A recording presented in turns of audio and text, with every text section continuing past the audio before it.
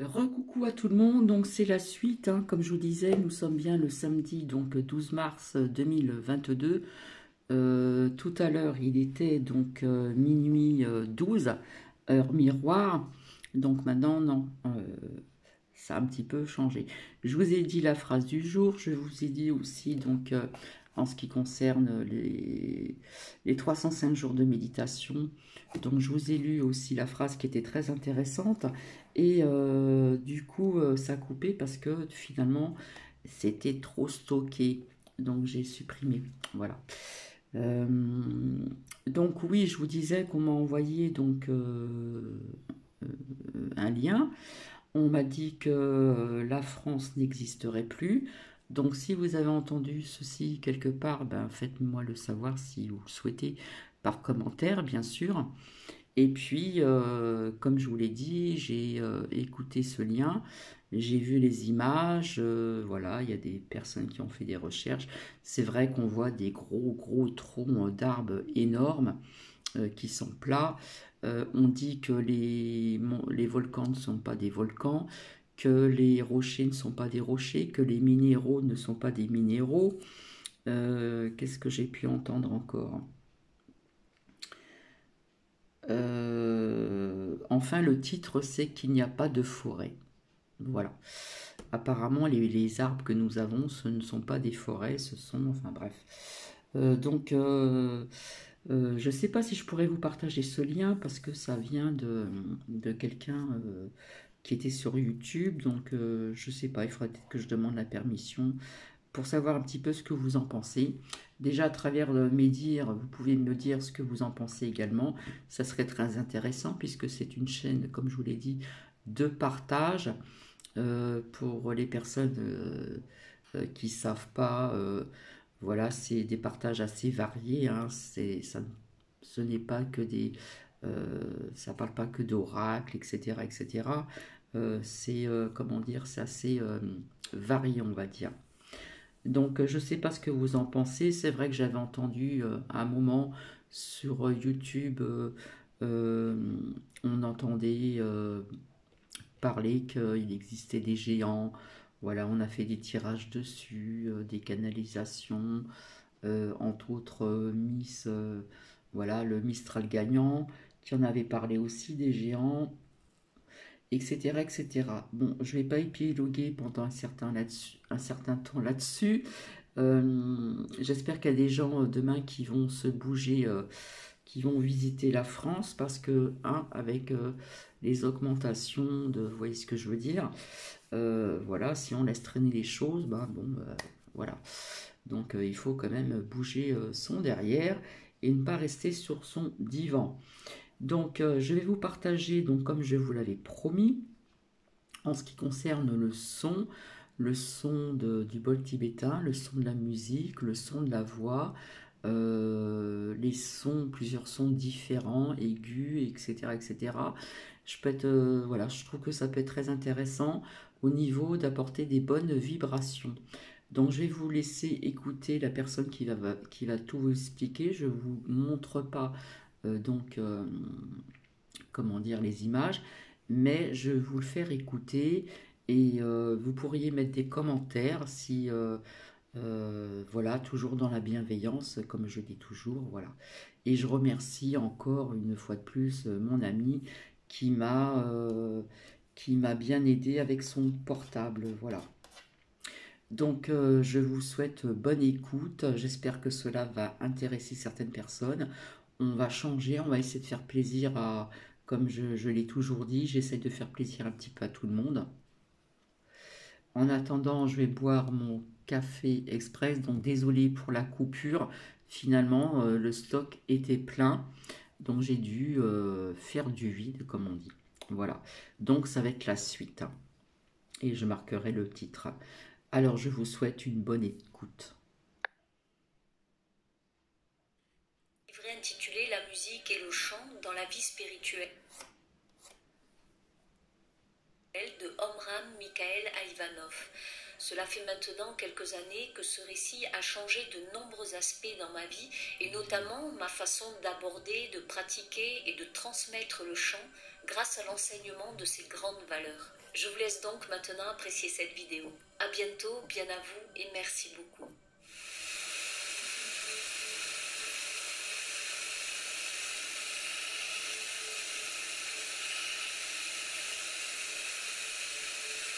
Le titre, c'est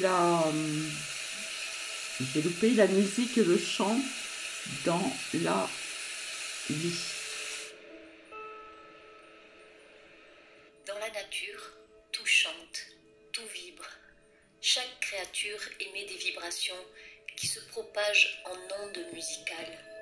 C'est pourquoi on peut dire que dans la nature, tout est musique. Il y a de la musique dans les ruisseaux qui coulent, les sources qui jaillissent, la pluie qui tombe, dans le grondement des torrents, dans le mouvement ininterrompu des océans et des mers. Il y a de la musique dans le souffle du vent, dans les bruissements du feuillage. J'ai changé d'avis, je vous montre les images.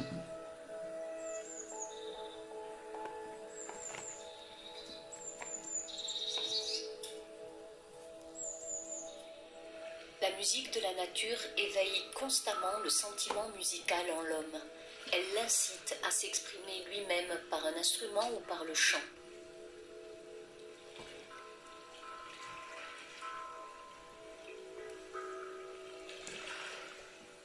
C'est au moyen de la musique que l'homme transmet spontanément ses sentiments et ses sensations. C'est par la musique qu'il exprime son sentiment religieux. C'est par elle qu'il traduit ses douleurs, ses joies, son amour et toutes ses expériences les plus profondes. La musique est une respiration de l'âme et de la conscience. C'est par la musique que l'âme se manifeste sur la terre. Quand la conscience supérieure s'éveillera en l'homme, quand il développera en lui des possibilités de perception plus subtiles, il commencera à entendre cette symphonie grandiose qui retentit à travers les espaces d'un bout à l'autre de l'univers, et il comprendra alors le sens profond de la vie. La musique éveille dans notre âme le souvenir de la patrie céleste, la nostalgie du paradis perdu. C'est un des moyens les plus puissant que la peinture ou que la danse, parce qu'il est immédiat, instantané. On se souvient d'un seul coup que l'on vient du ciel et que c'est au ciel qu'il faudra retourner un jour.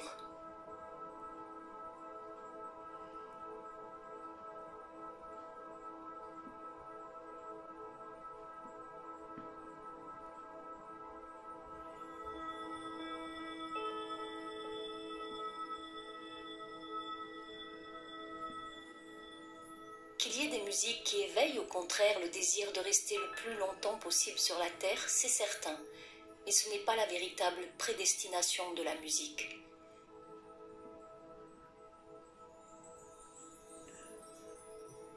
Tout le monde écoute de la musique, mais dans une école initiatique, on apprend à l'écouter pour déclencher en soi des centres spirituels, pour se projeter dans l'espace, s'élever, s'ennoblir, se purifier ou même résoudre des problèmes.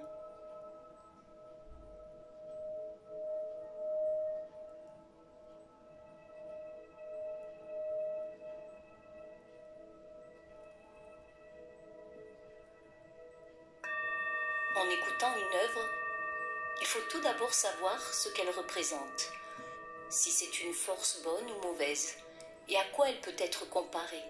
Est-elle semblable au vent, au tonnerre? Est-elle comme un torrent, une cascade qui se précipite de la montagne, ou comme l'électricité, comme la chaleur? Quelle que soit la force émise, il faut savoir l'utiliser. Si c'est le vent, vous pouvez imaginer que vous naviguez sur une barque toute voile déployée.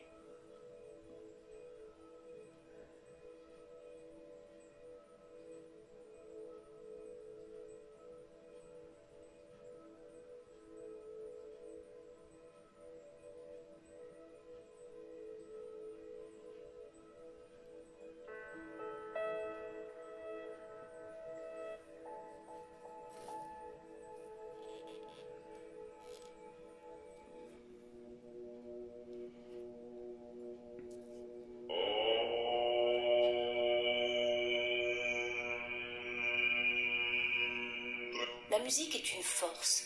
Chaque son, Chaque vibration produit des mouvements dans l'espace et déclenche des puissances dans l'homme.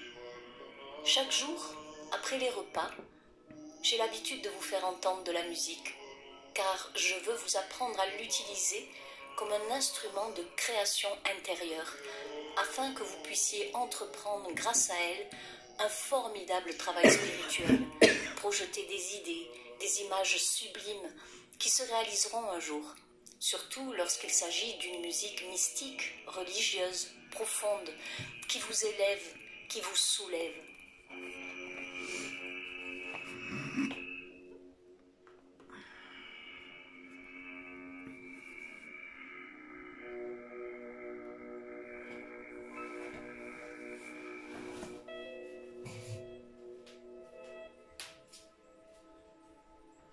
Beaucoup de spiritualistes ont dédaigné le rôle de la musique pour effectuer leur travail, et ils ont eu tort. La musique peut être un moyen extrêmement puissant pour éveiller de nombreuses cellules endormies, pour s'ennoblir, se transformer, se perfectionner. On ne doit pas la négliger. Laissez les autres comprendre les choses et vivre comme ils l'entendent, mais vous qui cherchez à avancer sur le chemin de la vie spirituelle, il faut que vous arriviez à utiliser tout ce que Dieu vous a donné.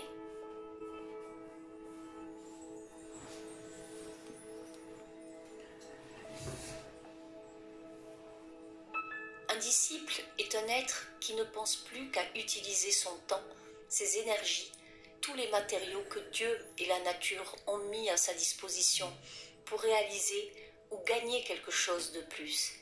Il est comme ce serviteur de l'Évangile à qui son maître, avant de partir en voyage, avait confié plusieurs talents et qui décida de les faire fructifier au lieu de les enterrer quelque part où ils seraient restés improductifs. Le disciple est un serviteur intelligent, sensé, qui veut utiliser tout ce que le ciel lui a donné pour faire un travail divin, que ce soit l'air, l'eau, la nourriture, que ce soit la pensée, le sentiment, que ce soit son corps, ses yeux, ses oreilles, tout ce qui existe dans la nature, il sait comment l'utiliser. Il sait mettre toutes choses au travail et il s'enrichit chaque jour, sans arrêt, tandis que les autres gâchent leur temps, éparpillent leurs forces et s'appauvrissent, parce qu'ils n'ont aucune méthode de travail dans la tête.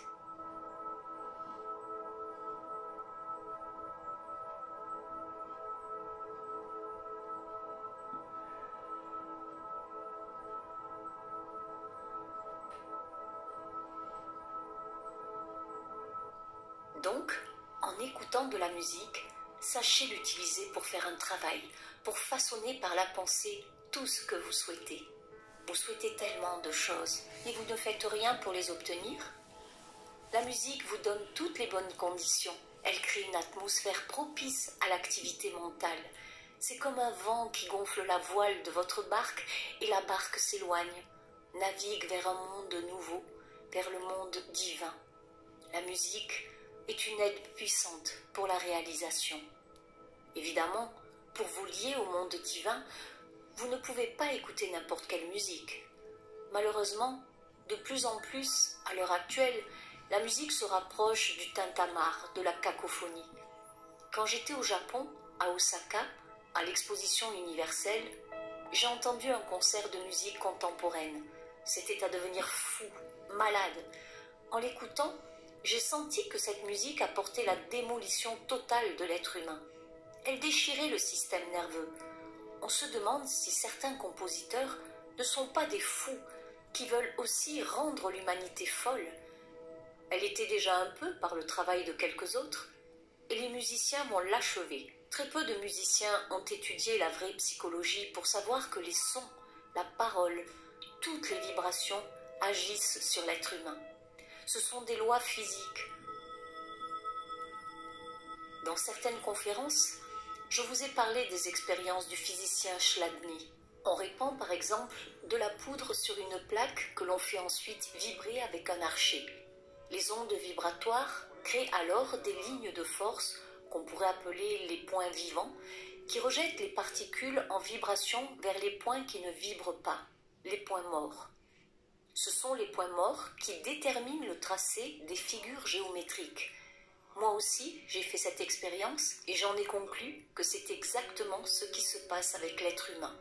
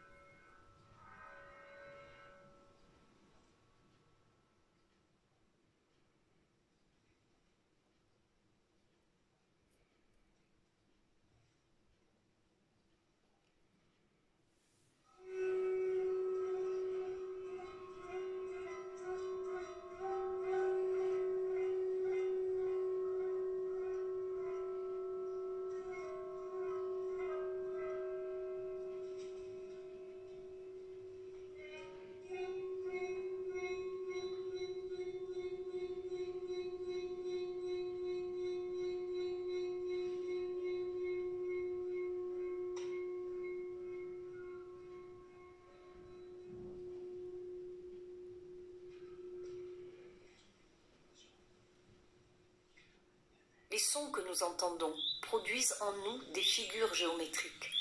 Même si nous ne les voyons pas, sous l'effet du son, sous la puissance des vibrations, des particules infinitésimales en nous s'organisent pour former des figures. C'est pourquoi, quand vous écoutez certaines musiques contemporaines tellement cacophoniques, cette structure, cette harmonie qui est en vous, cet ordre préexistant établi par le Créateur finit par se disloquer. Et regardez la jeunesse. Elle préfère une musique excitante qui la met en ébullition, qui la fait gesticuler, se trémousser. L'autre musique, celle des grands compositeurs, Mozart, Beethoven, Haydn, c'est pour les vieux, paraît-il. Eh bien, ils n'ont rien compris, ces jeunes-là. Ils ne savent pas que cette musique qu'ils aiment n'éveille en eux que des impulsions de la plus grande légèreté et inconséquence. Certains genres de musique ont des effets très nocifs sur le comportement, la sensibilité, mais les jeunes ne se sont pas arrêtés pour étudier les effets que cette musique qui leur plaît produit sur eux. Vers quoi elle les pousse? Ils ne veulent pas le savoir, ils cherchent seulement ce qui leur dit quelque chose, ce qui est plaisant sur le moment, sans savoir que cela donnera plus tard et quelle folie ils commettront justement à cause des états que cette musique aura éveillés en eux. Je ne veux pas dire par là qu'il faut n'écouter que de la musique mystique, des messes, des oratorios, des requiems. D'ailleurs, de tout temps, les sages qui connaissent la nature humaine et ses besoins ont instauré des fêtes où le peuple pouvait se détendre et se réjouir grâce à la musique, la danse et le théâtre. Même les pères de l'Église avaient institué des fêtes sur le modèle de celles de l'Égypte ou de la Grèce. Ils n'auraient jamais établi de telles coutumes s'ils n'avaient pas su que cette détente correspondait à des besoins fondamentaux de la nature humaine. Ceux qui sont toujours sérieux, qui ne se détendent jamais, il leur manque quelque chose. Il faut qu'ils écoutent des tyroliennes. Tout y est tellement jeune, gai, printanier. Ce sont des gentils jeunes gens qui chantent et qui dansent en lançant des regards magnifiques au soleil, à la nature, au ciel, aux fleurs. Et leur joie est communicative. On sent avec eux que la vie est belle. Les chants tyroliens expriment le désir de rester jeune, d'être heureux, d'aimer toute la nature. Et grâce à eux, on peut puiser une énergie et faire un travail bénéfique.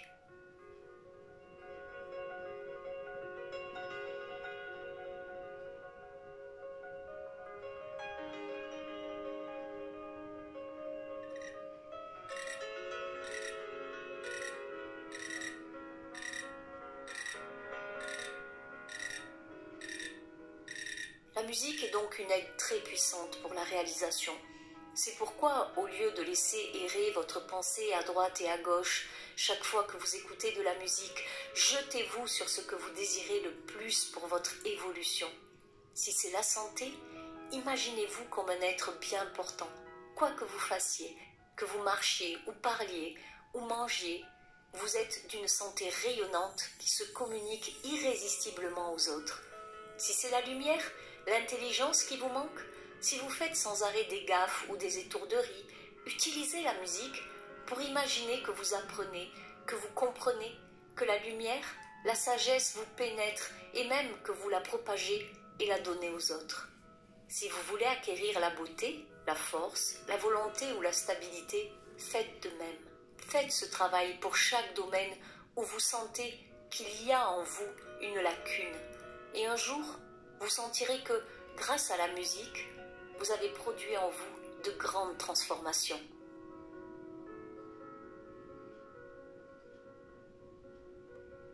Le récit biblique de la prise de Jéricho, dont les murailles s'effondrèrent au son des trompettes, ou le mythe d'Orphée qui charmait de sa lyre non seulement les humains, mais les fauves, les rochers et les flots déchaînés, nous révèlent, parmi tant d'autres, que depuis la plus haute antiquité, les initiés connaissent l'influence magique des sons sur les êtres et sur la matière.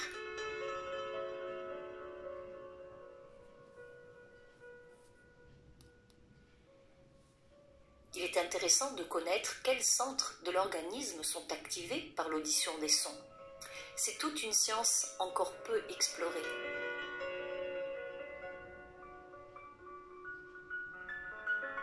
Jusqu'à maintenant, les musiciens se sont plus intéressés aux instruments qu'à la voix. Ils ont tendance à croire que la voix est moins expressive qu'un instrument, ce qui est inexact. Si la voix humaine n'a pas encore donné toute sa richesse et manifesté tous ses pouvoirs, c'est que les hommes et les femmes ne surveillent pas suffisamment leur façon de vivre.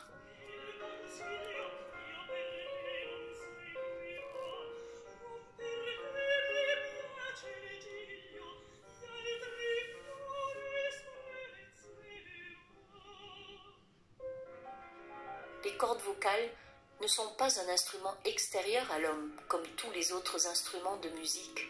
Donc tout ce que vit l'être humain, mais aussi tous les sentiments et les pensées qu'il nourrit dans son cœur et sa tête, se reflètent sur elles. Même si un chanteur, une chanteuse possède de grandes qualités techniques, ses faiblesses et les désordres de sa vie transparaîtront dans sa voix. C'est pourquoi ceux qui veulent vraiment cultiver leur voix et la conserver très longtemps doivent non seulement prendre beaucoup de précautions pour leur santé, mais aussi veiller aux émotions qu'ils vivent. La moindre émotion, inquiétude, peur, doute, colère, joie, espoir, se reflète sur la voix. Pourquoi dès qu'on éprouve de la colère ou de la peur, ne peut-on plus proférer un son? Au contraire, si on éprouve de l'amour, on a envie de chanter. C'est l'amour qui crée les plus belles voix. Alors, pour pouvoir chanter, il faut tomber amoureux de quelqu'un ou de quelque chose. Moi, je vous conseille de tomber plutôt amoureux de quelque chose. C'est plus simple. De quelque chose de très élevé qui puisse ne jamais vous troubler, mais vous inspirer continuellement.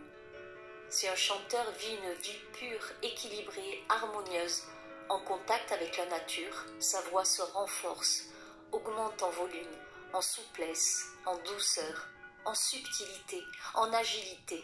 Elle lui obéit de mieux en mieux et il peut rendre plus facilement toutes les nuances de ce qu'il souhaite exprimer. Au lieu de servir seulement sa vanité, ses passions, de rechercher les plaisirs ou les avantages financiers, il doit s'élancer vers un idéal supérieur. Il se lie ainsi à des entités spirituelles qui viendront l'aider et le guideront sur un chemin où il trouvera de plus en plus de possibilités pour travailler et enrichir sa voix. Évidemment, ce n'est pas un chemin facile. Il demande des sacrifices, des renoncements, mais ça vaut la peine. Il y a trop de chanteurs qui, à travers leur voix, envoient à leur public des ondes désharmonieuses ou malsaines qui le font régresser vers des états chaotiques, troubles ou passionnels. Où sont ceux qui, par leur voix, inspireront à leur auditoire le désir d'abandonner leur vie terne et médiocre pour embrasser une vie nouvelle consacrée à la beauté et à la lumière.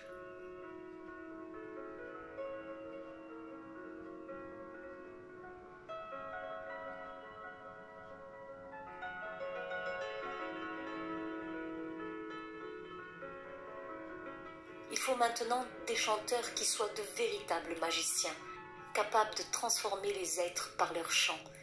Mais seul celui qui a travaillé pendant des années et des années pour augmenter l'étendue, l'intensité et la pureté de son aura, peut produire un pareil effet sur les âmes. Oui, c'est l'aura qui crée les conditions pour que l'artiste puisse agir magiquement sur son auditoire.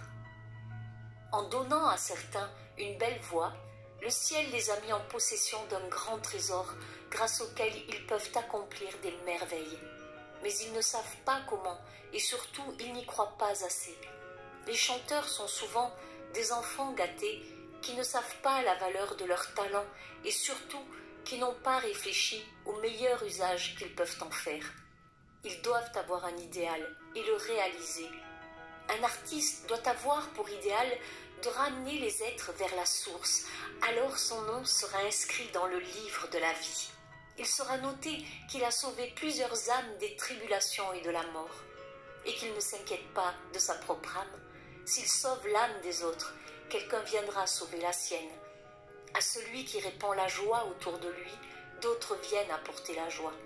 Et quand les auditeurs ou des critiques viendront lui demander « Comment en êtes-vous arrivé à chanter ainsi ? Quelle formation avez-vous reçue ? Quels disciples avez-vous suivi ?» Au lieu de dire des banalités ou de raconter seulement sa carrière, un tel artiste donnera des réponses propres à éclairer les humains, à renforcer leur désir de se transformer. Il expliquera que l'âme humaine est fille de Dieu, que pour la connaître dans toute sa splendeur, il faut vivre une vie divine. L'artiste ne peut pas véritablement bouleverser son public si lui-même n'a pas d'abord travaillé à développer toutes les richesses que le Créateur a déposées dans son âme. On ne peut pas émouvoir les êtres en faisant parler en soi tout ce qui est médiocre et imparfait. Et pour se transformer, pour arriver à faire parler son âme, il faut accepter l'enseignement d'une école initiatique qui nous donne une lumière sur tous les domaines de l'existence, nutrition, respiration, gestes, sentiments, pensées. Les artistes doivent consacrer leurs dons pour éveiller les âmes à la lumière.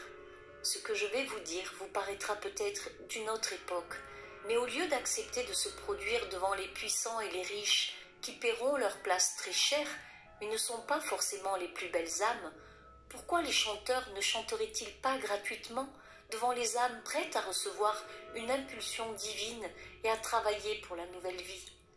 Pourquoi ne rassembleraient-ils pas toutes les âmes qui ont besoin de recevoir une nourriture céleste afin de chanter pour elles? Ils gagneront peut-être moins d'argent, mais est-ce tellement important?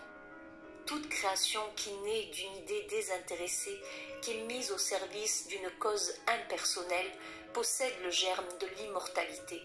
Celui qui est conscient de cette loi acquiert les véritables richesses, parce que conquérir une âme à la lumière est supérieur à tout.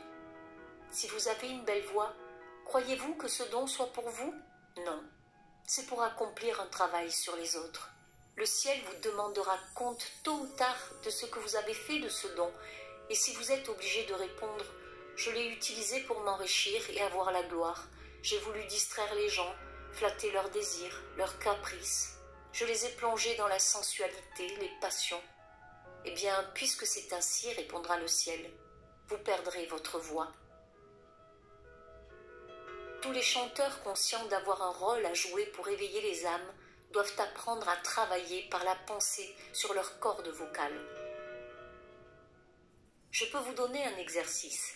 Imaginez souvent que, entouré d'une lumière rayonnante, vous chantez devant une foule immense, des milliers de personnes qui sont là, qui vous écoutent, et qu'à travers votre voix sortent des énergies puissantes, subtiles, qui pénètrent et bouleversent l'âme de tous ceux qui vous écoutent. Leur cœur s'ouvre, leur intelligence s'éclaire. Ils décident de travailler désormais pour le bien. Exercez-vous de cette façon pendant des mois, des années, et un jour viendra où votre voix n'éveillera plus chez les êtres que la nature supérieure, la nature divine. Quelle puissance dans le chant lorsqu'il est exécuté dans de bonnes conditions! Non seulement les conditions matérielles, techniques, mais psychiques, spirituelles, en y faisant participer son âme, son cœur, son esprit. On sent alors que l'atmosphère est traversée par des courants et des êtres lumineux. C'est cette harmonie vivante qui les attire. Voilà pourquoi chanter ensemble en chorale à quatre voix est un acte d'une grande signification. C'est d'abord un symbole de ce que nous devons faire pour nous accorder, nous harmoniser entre nous. Car cette fusion des voix au-dessus de nos têtes est en même temps une fusion de nos âmes et de nos esprits. Votre voix est imprégnée de votre magnétisme, de votre vitalité, de votre parfum. Vous êtes lié à votre voix comme si elle était un petit cerf-volant que vous tenez au bout d'un long fil. Votre voix vous quitte et elle se promène au-dessus de vous. Elle rencontre les autres voix avec lesquelles elle fusionne. Elle vous revient ensuite amplifiée, enrichie de tout ce qu'elle a reçu dans cette fusion. Par le chant choral, nous exprimons aussi notre désir d'embrasser l'univers, d'être en harmonie avec tout.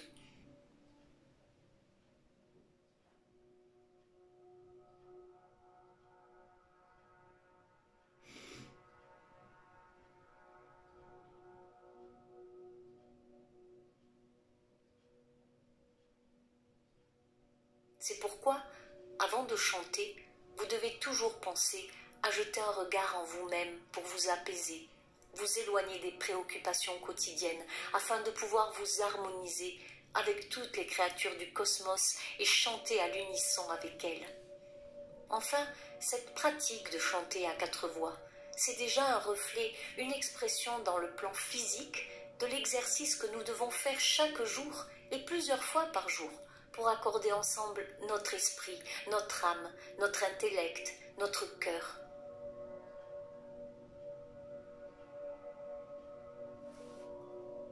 On peut dire que les quatre voix, basse, ténor, alto, soprano, correspondent aux quatre cordes du violon, qui est aussi une image de l'homme.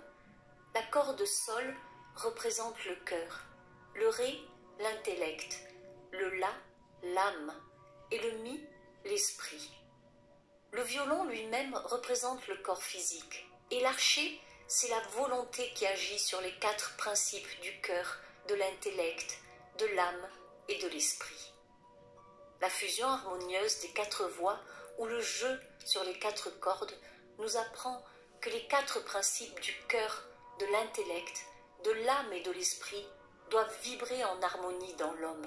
Pourquoi croyez-vous que le violoniste soit toujours obligé d'accorder son violon? Pour nous dire que l'homme ne peut faire aucun véritable travail intérieur si son être entier n'est pas accordé. Donc, avant toute chose, il faut jeter un regard en soi-même et ne rien entreprendre avant que les cordes du violon soient accordées. Il est très important de chanter.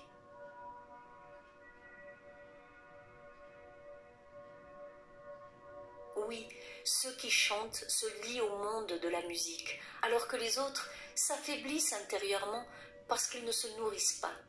La musique, le chant sont une nourriture qui permet de faire un travail spirituel. Vous direz, ah, on peut faire un travail quand on chante? Bien sûr, à condition de ne pas considérer le chant comme un passe-temps, mais comme une activité qui touche toutes les régions de l'être.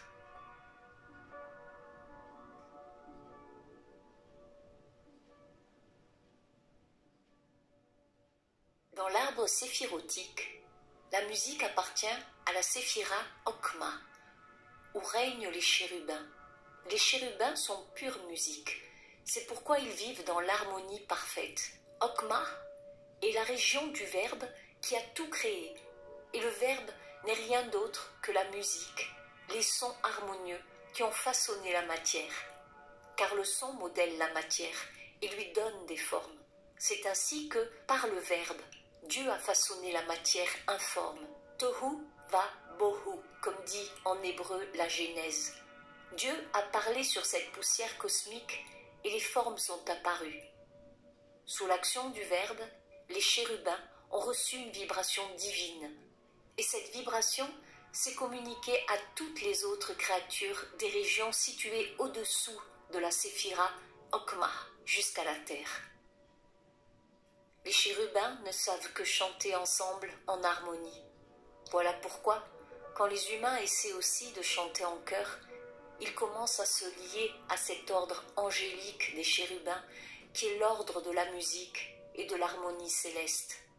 Quand vous chantez, déjà sans le savoir, vous vous liez aux chérubins et à ce moment-là, cette harmonie des sons travaille sur vous. Elle arrive à faire vibrer les particules de votre corps physique jusqu'à ce qu'ils obtiennent un jour des formes d'une harmonie et d'une beauté parfaite. Le chant prépare donc les meilleures conditions pour la purification et l'embellissement du corps physique. Et un jour s'éveilleront dans votre âme les antennes capables de capter les forces cosmiques qui viennent de la région de Okmar. Vous recevrez l'inspiration, vous entendrez l'harmonie des sphères, vous chanterez avec les anges, et la sagesse viendra s'installer en vous. Car la musique est une expression de la sagesse. Okma, en hébreu, c'est la sagesse. Okma est une région qui se situe au-delà de notre gamme de 7. Elle s'étend au-delà des planètes de notre système solaire. Elle embrasse le zodiaque. Et comme le zodiaque est un symbole de l'immensité, du cosmos, de l'infini, voilà pourquoi la musique nous soulève jusqu'à nous fondre dans l'immensité. Il faut essayer de comprendre tout cela et non s'arrêter au plaisir de la sensation. Il faut savoir que les bienfaits du chant vont jusqu'aux régions les plus sublimes. Si vous arrivez à bien comprendre cette question, je suis sûre que vous consacrerez beaucoup plus de temps pour chanter ensemble, parce que vous sentirez vous-même les résultats tangibles.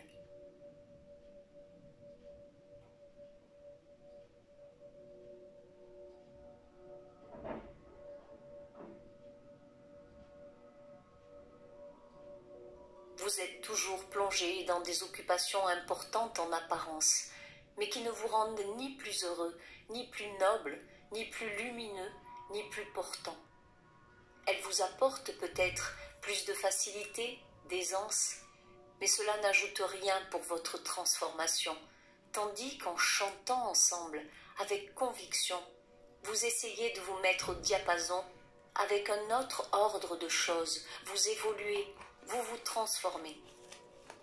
Certains parfois me demandent « Mais pourquoi chantez-vous en bulgare? On n'y comprend rien. » Je leur dirai d'abord qu'il existe des traductions de ces chants qu'ils peuvent facilement se procurer. Mais surtout, dans la musique, ce n'est pas tellement la compréhension intellectuelle qui compte, mais ce que l'on ressent sous l'effet des sons, des vibrations, de l'harmonie. Est-ce qu'on comprend le chant des oiseaux, des cascades ou du vent dans les branches? Non, mais on est saisi, captivé, émerveillé. Pour vibrer en harmonie, il n'est pas nécessaire de tout comprendre. Quand quelqu'un vous regarde avec amour, est-ce que vous pouvez dire exactement ce qui est derrière ses yeux?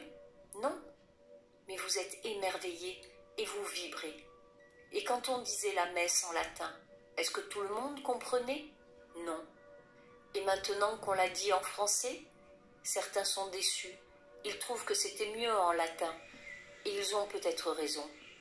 La langue latine apportait un élément qu'on ne sent plus maintenant avec le français. En ce qui concerne les chants, il vaut toujours mieux les chanter dans la langue où ils ont été écrits, même si on ne comprend pas. Il existe un rapport entre les mots et la musique, et une traduction détruit ce rapport. La musique n'est pas faite pour être comprise, mais pour être sentie. Même lorsqu'elle s'accompagne de paroles, c'est quand même la sensation qui est la plus importante. Bien sûr, si les deux marchent ensemble, c'est encore mieux, mais c'est la sensation qui compte le plus. En tout cas, c'est un répertoire fantastique que nous avons dans la fraternité. Chaque chant agit favorablement sur celui qui le chante, et même quand vous ne les chantez pas, le fait seulement de les avoir dans la tête vous fait du bien, car ils vibrent en vous.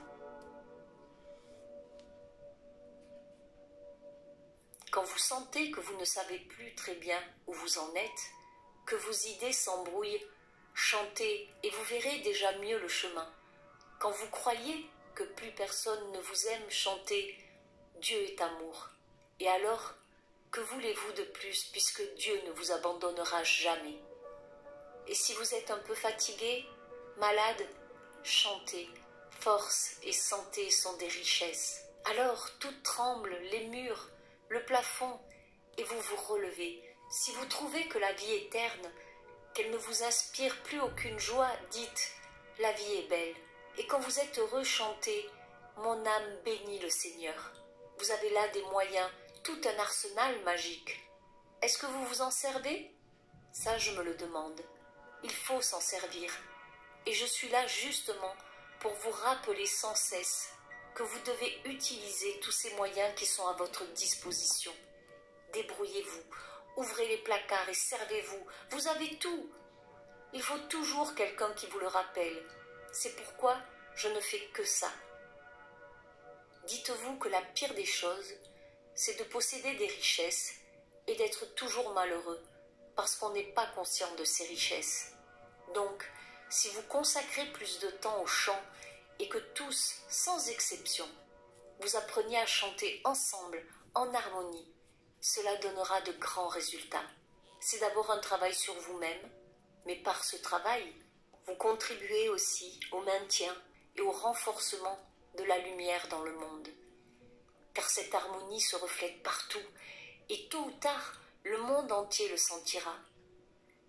Voilà comment on travaille pour le bien de l'humanité. Tout ce que l'on fait dans la vie est magique, mais cet aspect est ignoré, méconnu, car on a peur du mot magie. C'est un domaine qu'on ne veut pas étudier, reconnaître, comprendre. Toute œuvre d'art, peinture, sculpture, danse, et même la beauté des créatures, tout est magie. Magie signifie influence, action d'une chose sur une autre. Alors, si un objet ou un être exerce autour de lui une action favorable, s'il apporte la paix, la lumière, l'harmonie, on dit que c'est de la magie blanche, divine. Et si au contraire il apporte le trouble, l'obscurité, le désordre, on dit que c'est de la magie noire, diabolique. Il faut comprendre cela et arriver de plus en plus à penser, sentir, agir et se comporter d'une façon constructive, positive, harmonieuse. À ce moment-là, on devient un mage blanc.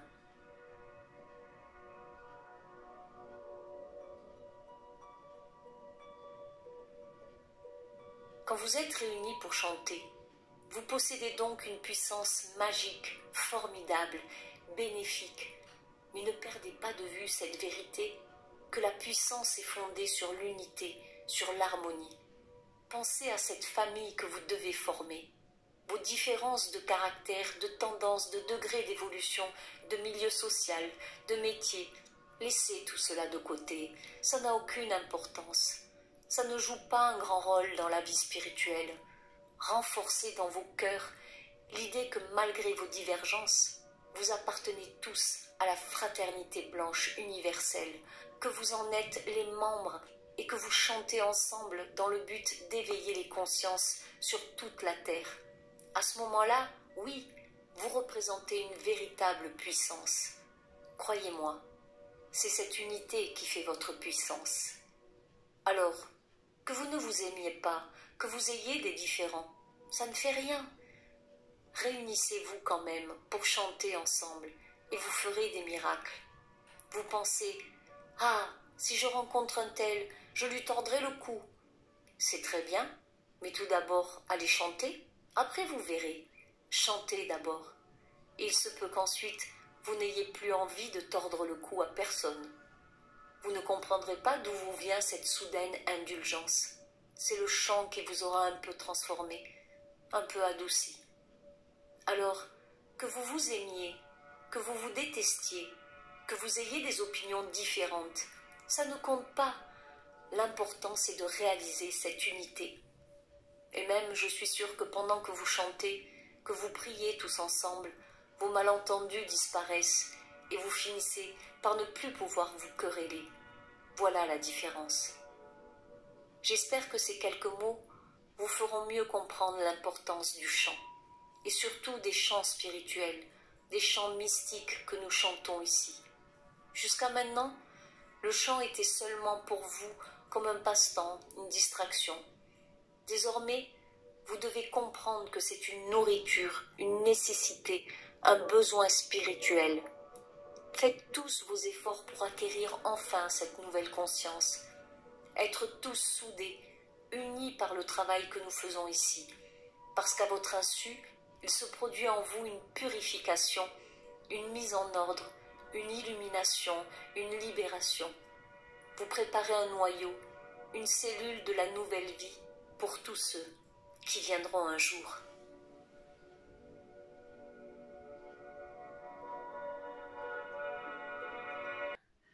Donc, désolée,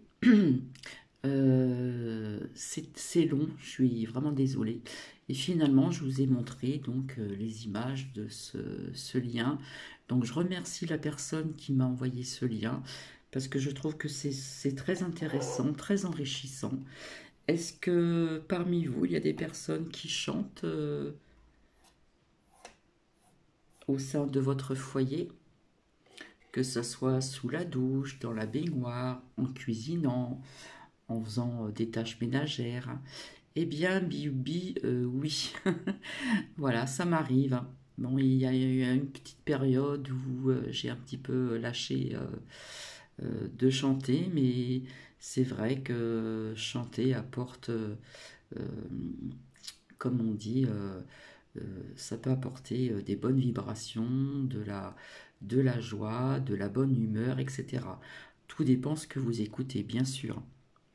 Donc j'ai trouvé cela très intéressant, donc je remercie encore la personne qui m'a envoyé ce lien. Voilà. Euh, mais écoutez, je vais vous laisser. Voilà, comme promis, je vous l'avais annoncé. Le partage va être fait là assez rapidement. Et puis, je reviendrai donc ultérieurement pour peut-être vous partager le lien que l'on m'a envoyé en ce qui concerne qu'il n'y a pas de forêt. Pour savoir un petit peu ce que vous en pensez et si je peux, je vous montrerai aussi, parce que c'est important de regarder ce que l'on explique dans ce lien au niveau des gros arbres, etc., etc. Pour savoir ce que vous en pensez aussi également. Donc je remercie aussi la personne qui me l'a envoyé. Donc c'est une amie, tout simplement. Eh bien, je vais vous laisser. Je vous souhaite donc un bon week-end. Je ne serai pas présente aujourd'hui puisque nous sommes samedi. Désolée pour la coupure, donc ça va être la suite. Et désolée que ça soit long, mais c'est vrai que j'ai visionné en même temps que vous et le temps est passé très vite. J'ai trouvé que le temps est passé très vite en regardant et en écoutant. En attendant, je vous fais plein de bisous. Prenez bien soin de vous, prenez bien soin de vos proches et puis essayez de chanter chez vous si vous le pouvez. Voilà, même si il y a d'autres personnes qui sont près de vous, c'est pas grave, que ce soit des enfants ou quoi. Chantez aussi avec vos enfants. Chantez, apprenez-leur à chanter, même s'ils ne chantent pas juste. Mais voilà, le chant est aussi important, ça apporte de bonnes vibrations. Soyez attentifs aussi, être à l'écoute des bruits de la nature, hein, voilà, comme le chant des oiseaux par exemple. C'est très intéressant aussi. En attendant, je vous fais plein de bisous. Voilà, je vous remercie pour vos commentaires et je vous dis à très vite. Bisous, bisous.